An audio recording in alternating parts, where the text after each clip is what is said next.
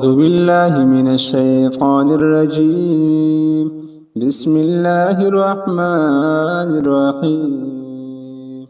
والنازعات غرقا والناشطات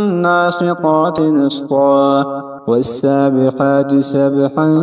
فالسابقات سبقا فالمدبرات أمرا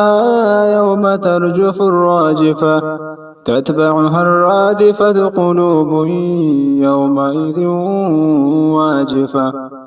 أبصارها خاشعة يقولون إنا لمردودون في الحافرة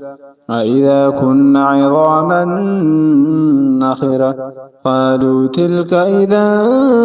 كرة خاسرة فإنما هي زجرة واحدة فإذا هم بالساهرة هل أتاك حديث موسى إذ ناداه ربه بالوادي المقدس طوى اذهب إلى فرعون إنه طغى وقل هل لك إلى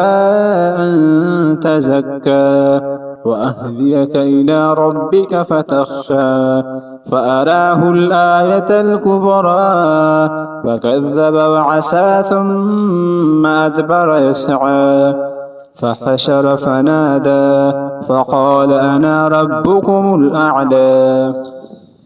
فأخذه الله نكال الآخرة والأولى إن في ذلك لعبرة لمن يخشى أأنتم أشد خلقا أم السماء بناها رفع سمكها فسواها وأغطش ليلها أخرج ضحاها والأرض بعد ذلك دحاها أخرج منها ماءها ومرعاها والجبال أرصاها متاعا لكم ولأنعامكم فإذا جاءت الطامة الكبرى يوم يتذكر الإنسان ما سعى وبرزت الجحيم لمن يرى فأما من طغى وآثر الحياة الدنيا فإن الجحيم هي المأوى وأما من خاف مقام ربه ونهى النفس عن الهوى